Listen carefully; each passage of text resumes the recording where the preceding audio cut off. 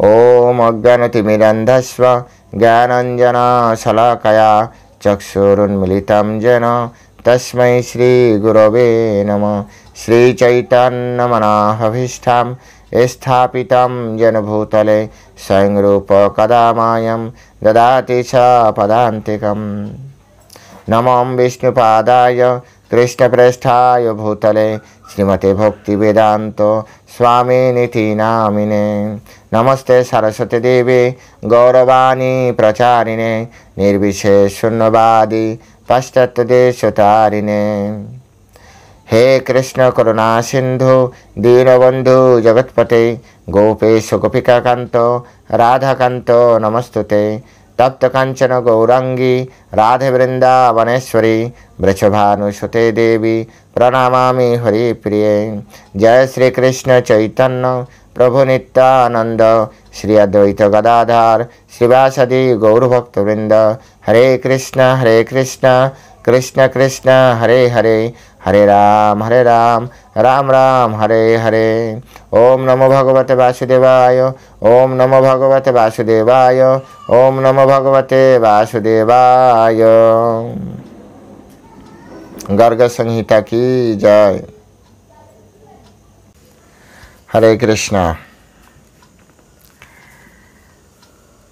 तो सकल कृष्ण अनुरागी भक्त प्रेमी भक्त चरणे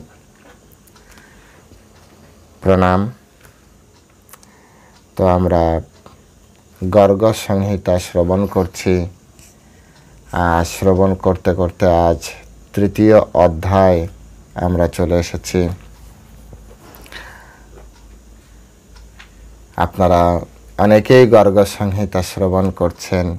आमी आगेও বলেছি गत द्वितीय अध्याय आलोचनाय आजও বলছি এই गर्ग संहिता श्रीमद् भागवतम যতটা গুরুত্বপূর্ণ বৈষ্ণবদের নিকট এই गर्ग संहिता ততটাই গুরুত্বপূর্ণ।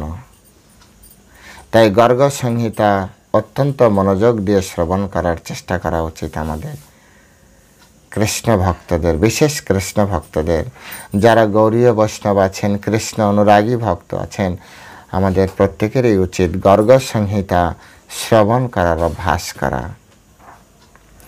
आज आमरा तृतीय अध्याय शाण्डिल्यमुनि जे पद्धतिर कथा বলেছিলেন সেই কথা आज आमरा श्रवण करब। আমরা গত অধ্যায়ে সেই রাজার কাহিনী পড়েছি যে রাজা অনেক কিছু করার পরেও তার পুত্র সন্তান হচ্ছিল না। সেই রাজা কিভাবে পুত্র সন্তান পেতে পারেন সেই পুত্র সন্তান প্রাপ্তির জন্য শাণ্ডিল্য মুনি তাকে উপদেশ করবেন। তো শাণ্ডিল্য মুনি এখন বললেন, হে রাজন, আপনি অনেক উপায় করেছেন, অনেক যত্ন করেছেন, অনেক প্রকারে আপনি চেষ্টা করেছেন। এটা প্রতিবাহু রাজা বলেছিল যে আমি তো অনেক কিছু করেছি। তাই শাণ্ডিল্য মুনি বলছেন, হ্যাঁ আপনি অনেক কিছু করেছেন, কিন্তু একজন কুলদীপক পুত্র সন্তান আপনি প্রাপ্ত করতে পারেননি। এখন আপনি আপনার পত্নীর সহিত पवित्रता पूर्वक धन पुत्र और मुक्तिदायिनी गर्ग संहिता श्रवण करुन। धन प्रदानकारी এই गर्ग संहिता, पुत्र प्रदानकारी এই गर्ग संहिता, सम्पद प्रदानकारी এই गर्ग संहिता, मुक्ति प्रदानकारी এই गर्ग संहिता कत गुरुत्वपूर्ण। এই गर्ग संहिता श्रवण करा कत गुरुत्वपूर्ण এটা আমাদের বিচার করা অবশ্য কর্তব্য।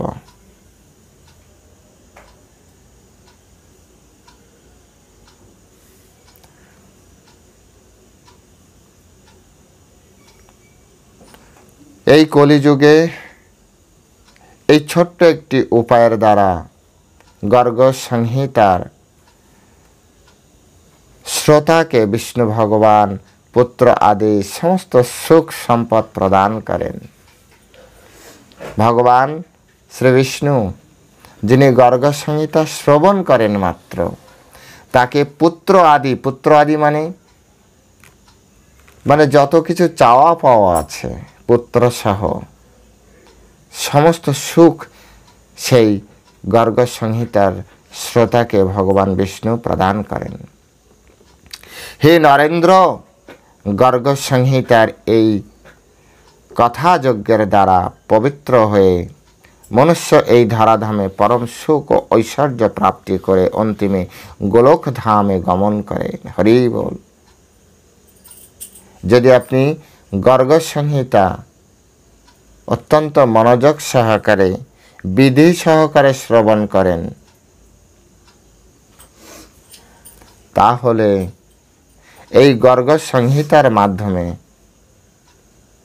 শ্রবণের মাধ্যমে এই জগতের যত সুখের বিষয়ে আপনার প্রাপ্তি হবে, শুধু তাই নয়, অন্তে অর্থাৎ এই দেহ থেকে আত্মা যখন অপ্রকটিত, দেহ যখন অপ্রকট হবে, অন্তিমে মৃত্যুর পরে ভগবত ধাম প্রাপ্তি হবে।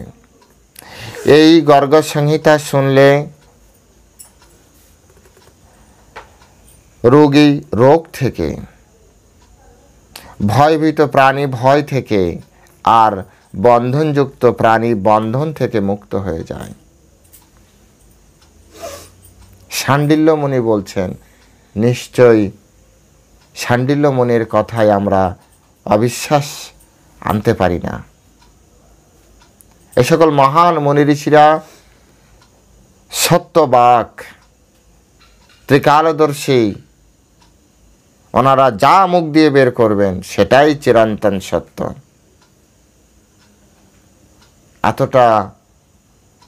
এতটাই শক্তি সম্পন্ন ব্যক্তি এনারা।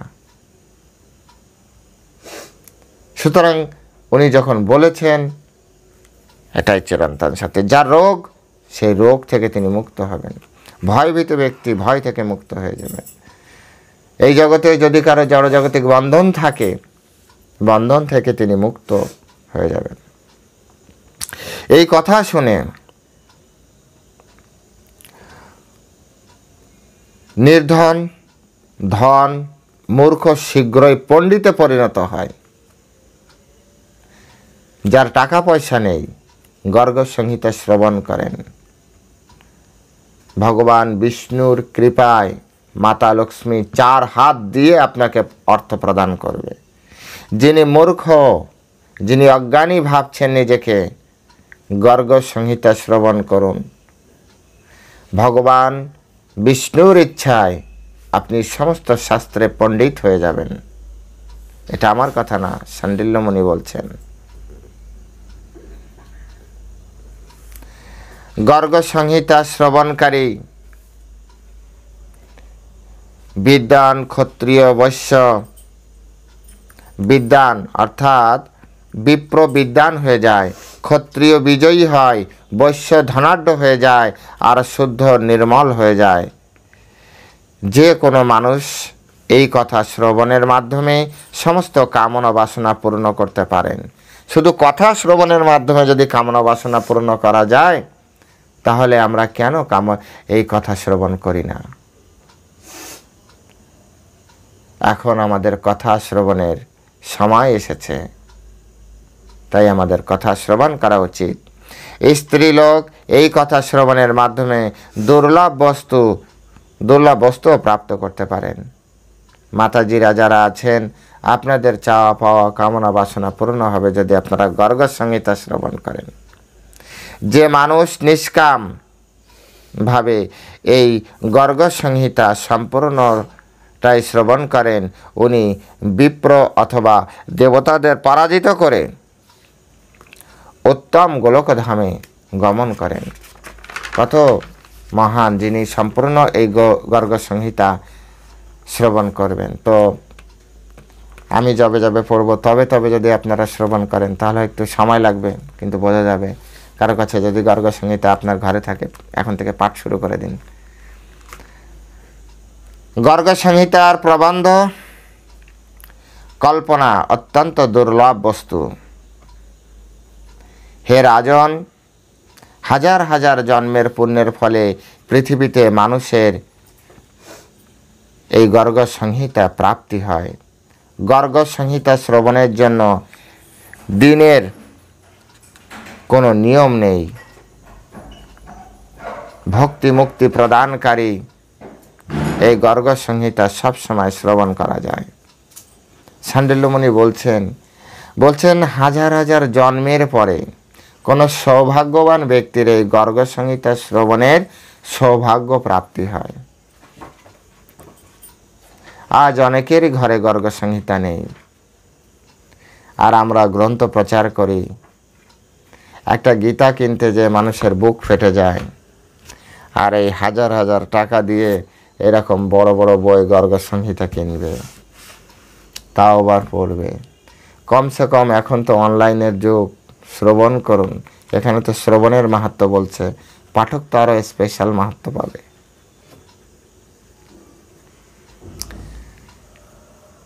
আসলে সৌভাগ্য চাই, হাজার হাজার জন্মের সৌভাগ্য চাই।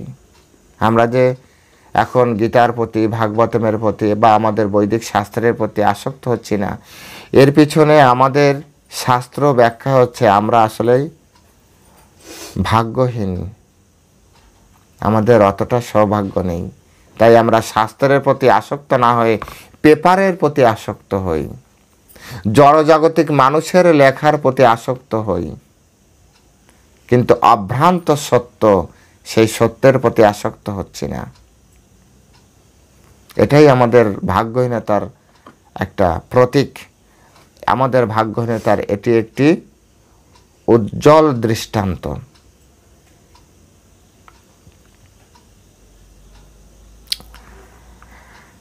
কাল কি হবে এই কথা নিশ্চিতভাবে কেউ জানে না, আর এই কারণে 9 দিনের মধ্যে এটি শ্রবণের বিধান বলা হয়েছে। 9 দিনের ভিতরে আপনি শ্রবণ করুন। কবে কি হবে তার ঠিক নেই। তো কথা শ্রবণের জন্য জ্ঞানপূর্বক ব্রহ্মচর্য পালন করেন। প্রত্যেকের এই ব্রহ্মচর্য পালন করা উচিত। সারা দিনে একবার মাত্র অন্ন প্রসাদ গ্রহণ করেন। যদি অন্ন এরকম না হয় তাহলে আপনি ফলও গ্রহণ করতে পারেন।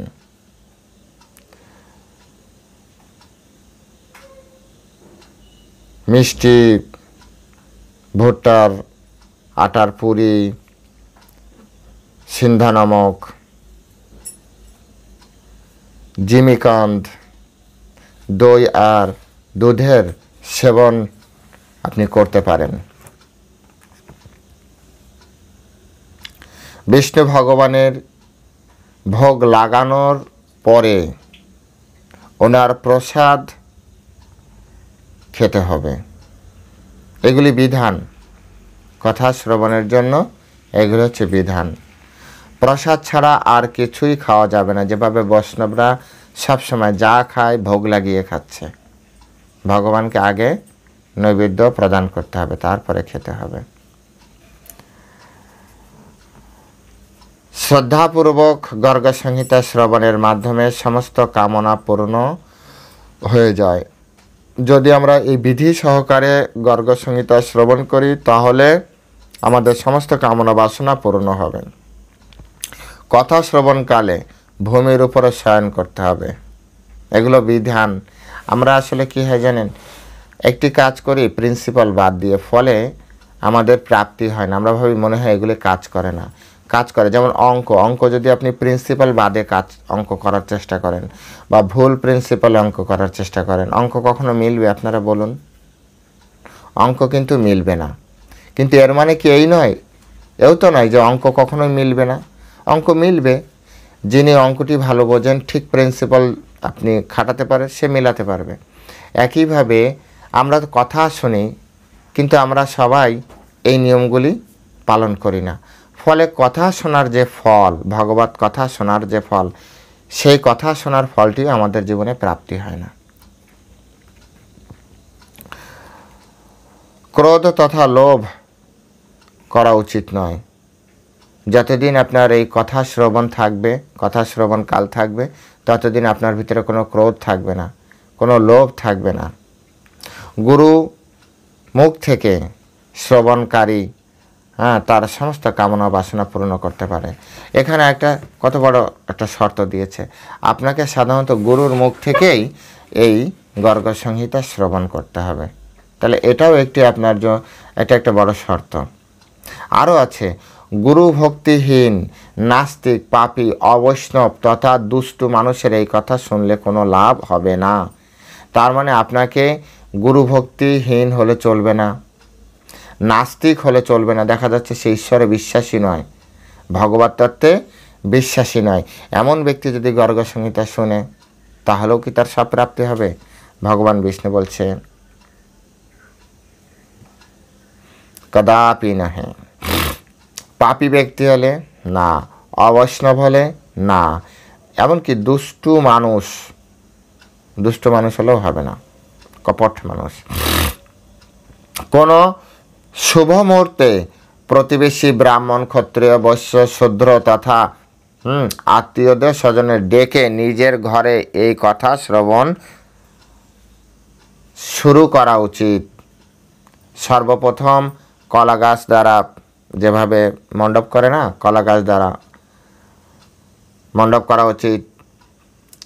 তারপরে নিজের সামনে জল ও পল্লব দ্বারা কলস পূর্ণ করে, তারপর গণপতি, নবগ্রহ ও গর্গ সংহিতা পাঠককে পূজা করতে হবে। দেখুন, এই যে কথা শোনার আগে আপনি যে কথা শুনবেন, কথা শ্রবণ করবেন, তার ফল প্রাপ্তি করবেন, এখনো বিধি চলছে।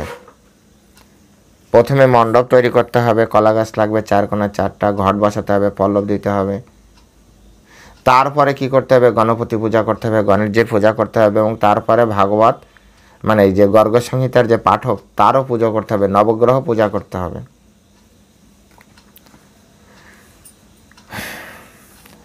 পাঠককে সামর্থ্য অনুযায়ী স্বর্ণ, রৌপ্য অথবা দক্ষিণা দান করেন। আপনাকে দান করতে হবে, এই যে কথা শুনছেন আপনাকে দান করতে হবে। ব্রাহ্মণকে খালি হাতে পাঠালে, আপনার পাঠককে বা গুরুকে খালি হাতে পাঠালে সেই পাঠের ফল আপনার জীবনে প্রাপ্তি হবে না। কলসের উপর নারকেল রেখে নারকেল অর্পণ করতে হবে, যে কলস তার উপরে নারকেল রাখতে হবে। তারপর তুলসী পত্র দ্বারা আরতি করতে হবে। আবার আপনারা ভাবেন না, এইভাবে এই শ্রবণ বন্ধ করবেন না, এই অনলাইনে শুনছি তাহলে প্রভুকেও হয়তো পয়সা দিতে হবে। আমি পাঠক না, আমি হচ্ছি শ্রোতা, আমি নিজে শুনছি, আমি আপনাদের দ্বারের লোক। মূল পাঠক হচ্ছেন গুরুদেব, আর মূল রচিত হচ্ছে গর্গ মুনি। বুঝতে পেরেছেন? সুতরাং নিশ্চিন্তে শ্রবণ করতে থাকুন। তো প্রথমে তুলসীপত্র দ্বারা আপনার আরতি করতে হবে। গর্গ সংহিতা পাঠ সমাপ্তি হলে পরিক্রমা করতে হবে। এটা আমাদের এখানেও হয়, যখন ভাগবত কথা হয়, ভাগবত কথা সমাপ্তির দিন পরিক্রমা হয়। তারপরে পরস্ত্রীগামী, ধূর্ত ও ভুল ব্যাখ্যাকারী, শিব নিন্দক, অবৈষ্ণব তথা ক্রোধী বিদ্বানের সাথে কথা শ্রবণ করা উচিত নয়। দেখুন, এখানে আপনি যে কথা শ্রবণ করার জন্য কোনো একজন ব্যক্তিকে ডাকবেন, তো তিনি কি হতে পারবেন না? পরস্ত্রীগামী হতে পারবেন না, ধূর্ত ব্যক্তি হতে পারবেন না, ভুল ব্যাখ্যা প্রদানকারী হতে পারবেন না, তিনি শিব নিন্দক হলে হবে না। শিব নিন্দক মানে শিব দেবতা আদি দেবতাদের নিন্দক হলে হবে না, অবৈষ্ণব হলে হবে না, অবশ্যই বৈষ্ণব হতে হবে। তথা ক্রোধী, ক্রোধ থাকলেও হবে না, সে ব্যক্তি বিদ্বান হলেও তাকে ডাকবেন না। একে ডেকে আপনি যদি কথা শ্রবণ করেন, আমি একজন পিএইচডিধারী ব্যক্তিকে ডেকেছি, তো আপনার কোনো কাজে আসবে না। ও মাঝখান দিয়ে কিছু অর্থ নিয়ে যাবে, কিন্তু আপনার আমার কোনো কাজে আসবে না। ভুল ব্যাখ্যাকারী, নিন্দক এবং কথা বা পাঠে বাধা প্রদানকারী শ্রোতা নিন্দিত বলে মনে করা হবে। শ্রোতাদের ভিতরেও এখানে বলা হচ্ছে যে ভুল ব্যাখ্যাকারী, নিন্দক এবং কথা বা পাঠে বাধা প্রদানকারী শ্রোতা এরা হচ্ছে নিন্দিত। এদেরও তো বেশি পাত্তা না দেওয়াই ভালো। আসলে পিছনের দিকে বসাবেন যাতে এরা বাধা না দিতে পারে। যদি তারপরও বাধা দিতে চায়, যা প্রসাদের ব্যবস্থা হবে খেতে দিয়ে আস্তে আস্তে বলুন, ভাই তুমি এসো। যিনি গুরু সেবা পরায়ণ, বিষ্ণু ভক্ত, কথার অর্থ বুঝতে পারেন এবং যার মন কথাতে আসক্ত, এই ধরনের শ্রোতা উত্তম বলে মনে করা হয়। এই ধরনের শ্রোতাকে উত্তম বলে মনে করা হচ্ছে। কে? যিনি গুরু সেবা পরায়ণ, গুরুদেবের সেবা পরায়ণ, বিষ্ণুর ভক্ত এবং কথার অর্থ বুঝতে পারেন। একটা কথা বলছি সে কথাটা বুঝতে পারে। শুধু বারবার যদি বলে কি বুঝলেন, কি বললেন, কি বললেন, কি বললেন, তো গেল। যে কথা বলবে সেও অধৈর্য হয়ে যাবে। বুঝতে হবে, বোঝার মতো শক্তি সামর্থ্য থাকতে হবে। বোঝার মতো শক্তি সামর্থ্যের জন্য পূর্বজীবনে স্বীকৃতি থাকতে হবে। যার মন কথাতে আসক্ত, যে কথা শুনতে পছন্দ করে, এরকম হতে হবে। এই ধরনের শ্রোতা উত্তম শ্রোতা। যিনি শুদ্ধ, গুরুকুলে আবির্ভূত, শ্রীকৃষ্ণের ভক্ত এবং সমস্ত শাস্ত্র সম্পর্কে যিনি জানেন, সমস্ত জীবের প্রতি কৃপালু এবং সংশয় দূর করতে পারেন যিনি, এই ধরনের বক্তাকে উত্তম বক্তা বলে মনে করা হয়। উত্তম বক্তা কাকে আপনি বক্তা হিসেবে গ্রহণ করবেন? তো তিনি এখানে তার দিয়ে দিয়েছে, আরেকবার পড়ছে আপনাদের যাতে। এক হচ্ছে গুরুকুলে জন্ম হলে উত্তম, গুরুকুলে। তারপরে শ্রীকৃষ্ণে যদি ভক্ত হয় তাহলে আরও উত্তম। সমস্ত শাস্ত্র সম্পর্কে যিনি জানেন, যিনি অনেক শাস্ত্র অধ্যয়ন করেন, শাস্ত্র ব্যাখ্যা বোঝেন এবং শাস্ত্রের ব্যাখ্যা প্রভুপাদের মতো অ্যাজ ইট ইজ বলেন। টাকা অর্থ ইনকামের জন্য, আপনার মনোরঞ্জনের জন্য এপাশ ওপাশ করে কথা বলবে না। যেভাবে আছে সেভাবে বলবে, আপনার ভালো লাগলে ভালো, না লাগলে আরও ভালো।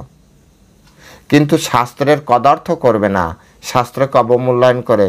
শিলা প্রভুপাদের গীতায় লেখা দেখেছেন, অ্যাজ ইট ইজ, যথাযথ, যেভাবে আছে এইভাবে আপনি মানতে পারলে ভালো।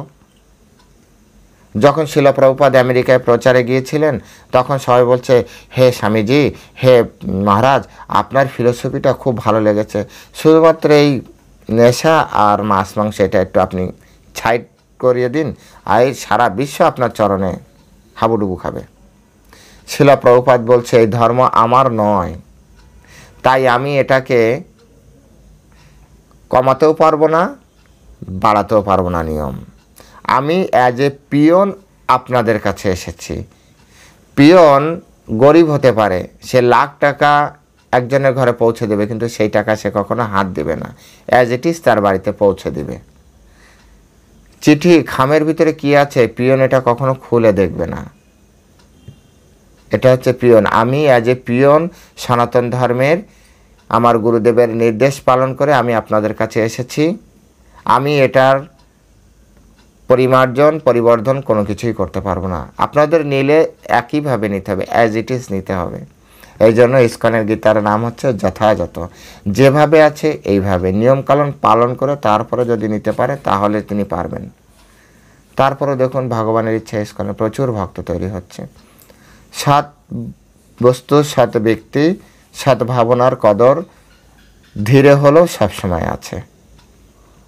তো এখানে সেই জিনিসটা সুন্দরভাবে বলছে। শাস্ত্র সম্পর্কে যিনি জানেন এবং জীবের প্রতি কৃপালু হবেন, এবং সমস্ত সংশয় দূর করতে পারবেন। শিলা প্রভুপাদ বিদেশিদের, এমনকি আমাদেরও সমস্ত সংশয় দূর করতে পেরেছে। আপনারাও যখন পড়বেন সমস্ত সংশয় দূর হয়ে যাবে। ইসকনের ভক্তদের সাথে কথা বললেও আপনার সমস্ত সংশয় দূর হয়ে যাবে। যথাশক্তি ব্রাহ্মণকে প্রাধান্য দেওয়া উচিত। এখানে সবসময় বলা হয় আমাদের শাস্ত্রে ব্রাহ্মণই হচ্ছে সর্বশ্রেষ্ঠ, ব্রাহ্মণদেরই অ্যাকচুয়ালি উচিত। এই যে আমি পাঠ করছি, আসলে আমার পাঠ করা উচিতই নয়, সত্য কথা বলছি। এক তো ব্রাহ্মণ কুলে আমার জন্ম নয়, আর দ্বিতীয়ত বৈষ্ণব যে পরম্পরা, সেই পরম্পরার আমি একজন সামান্য দাস মাত্র, সেবক মাত্র। তাই শাস্ত্রের অত গভীর তত্ত্বে আমার অধিকারও নেই। ভাবুক শ্রেণীতে নাম লেখানো লোক আমরা। অ্যাকচুয়াল ধর্ম প্রচারের দায়িত্ব হচ্ছে ব্রাহ্মণদের। আমি সবসময় বলি, ওপেনলি বলি, ধর্ম প্রচারের একমাত্র অধিকারী ব্যক্তি হচ্ছে ব্রাহ্মণ গুণসম্পন্ন ব্যক্তিরা। আমরা তো দাস মাত্র, চাকর মাত্র। যবে ওনারা ওনাদের দায়িত্ব বুঝে নেবেন, তবে আমরা আবার গাছতলায় বসে একটু ভজন সাধন করতে পারবো। ততদিন পর্যন্ত প্রক্সি দিচ্ছি আর কি, সেজন্য ক্ষমা করবেন। আপনারা উত্তম লোকের কাছ থেকে শ্রবণ করবেন। উত্তম বক্তা বলে তাকে মান্য করা হয়। তারপর কি বলা হচ্ছে? যথাশক্তি ব্রাহ্মণকেই, সেটা তো বলেছি, ব্রাহ্মণকে প্রাধান্য দেওয়া হচ্ছে। পাঠে যেন কোনো বিঘ্ন না আসে সেই জন্য দ্বাদশ অক্ষর মন্ত্র জপ করা উচিত। দ্বাদশ অক্ষর মন্ত্র কি আপনারা জানেন? দ্বাদশ অক্ষর মন্ত্র জানতে গেলে শ্রীমদ্ ভাগবত পড়তে হবে। শ্রীমদ্ ভাগবতে ধ্রুব মহারাজের কাহিনী যদি পড়েন, ধ্রুব মহারাজকে উপদেশ করার সময়, মন্ত্রদানের সময় নারদজি ধ্রুব মহারাজকে দ্বাদশ অক্ষর দিয়েছিলেন। ওম নমো ভগবতে বাসুদেবায়, এটাকে বলা হয় দ্বাদশ অক্ষর মন্ত্র। আমরা এখন যেটা জপ করি এটা হচ্ছে 32 অক্ষর মন্ত্র, 16 নাম 32 অক্ষর,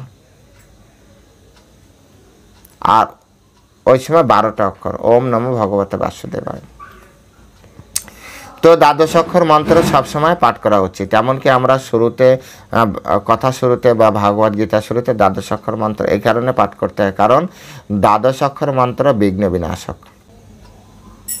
পাঠকের কোমল স্বর হতে হবে। পাঠক কোমল স্বরে এই গর্গ সংহিতা পাঠ করবেন এবং তিনি 2 প্রহর ব্যাপী পাঠ করবেন, আর এর মধ্যে 2 বার বিশ্রাম প্রদান করবেন। কতগুলো নিয়ম এখানে সুন্দরভাবে বলা হচ্ছে। 2 প্রহর পাঠ করা উচিত এবং মাঝখানে 2 বার বিশ্রাম করা উচিত।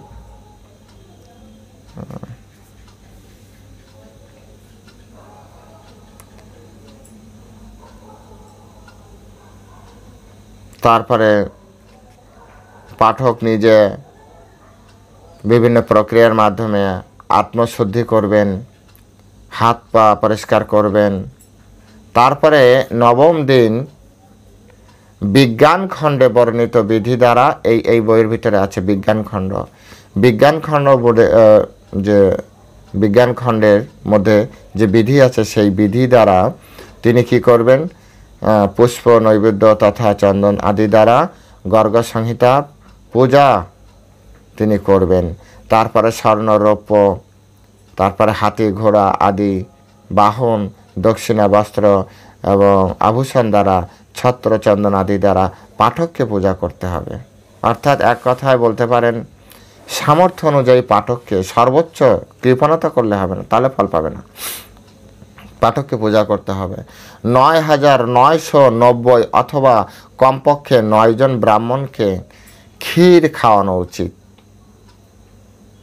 পাঠের শেষে, অথবা যথাশক্তি ব্রাহ্মণ ভোজন করানো উচিত।